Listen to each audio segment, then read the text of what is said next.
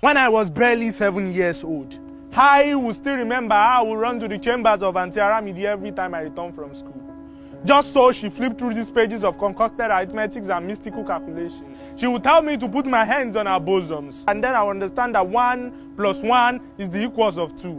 And that my teacher never taught me, but Auntie Aramide taught me that the best way to have colorful grade in school is to have passed a successful anatomy at home. Today, my memory transport to the punctured echoes of yesterday. And I do not know if I'm proud of the man I've become or I'm scared of the manipulations done behind the curtains.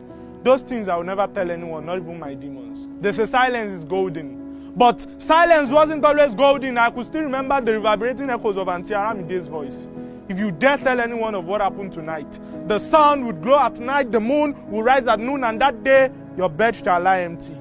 So I learned to circumcise my lips with the blaze of silence, running down to our room at every call to duty. Moment to solve homeworks became moment to explore body works. I already knew the meaning of algebra even before I was taught. Today, my memory transport to the punctured echoes of yesterday. And if I could change the ends of time, maybe I would have long have the courage to open up to my parents to tell them of how Auntie Aramide have become a nightmare that infiltrates my childhood dreams. But no, you don't talk to people that are not alive. Not being alive doesn't mean necessarily dead. My father and mother are forever alive. Today in Sokoto, tomorrow in Kafansha. Business meetings turn concubine meetings. All of us be seen as who go come make heaven. See, if making heaven was by observing 5 daily prayers, my father would be a regular customer at the heaven's gate. But who would have thought, just who would have thought that between those quiet, silent pages of the Quran lies condoms waiting to be used? And when I was barely 14 years old, I contacted STDs, and then I knew that mere combination of alphabets could make one whip.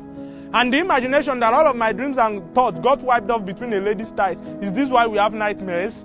Is this why I still sleep up to this moment with my chest beating faster than gongo drum? Afraid of the fact that a lady might actually be teaching a boy in his early 7 how to analyze the science of nipples. I'm afraid that this era will not change a thing. I'm afraid that history will repeat itself. I'm afraid that history is repeating itself. I'm afraid that history has repeated itself. I'm afraid that even though I constantly revisit this poem, young boys will be too busy to listen because they will be fondling breast. And little girls riding on horses. And when my mother got to know that I contacted something worse than Margot, she screamed at the top of her voice. That kind of screams she let out when the gate man bangs her loud. I also be like, Omo, you need to real. No, how could you do this to me? Upon how I taught you in the ways of Allah, how could you do this? I stared at her with this God's washing of the corroded metals on my face. Perhaps she forgot. Perhaps she forgot that she was a role model to me. And when mother bangs with the gate man and father studies the shape of the housemaid buttocks, when did it become a crime to follow the footsteps of my parents? I wish I was never born. I wish this poem was never written.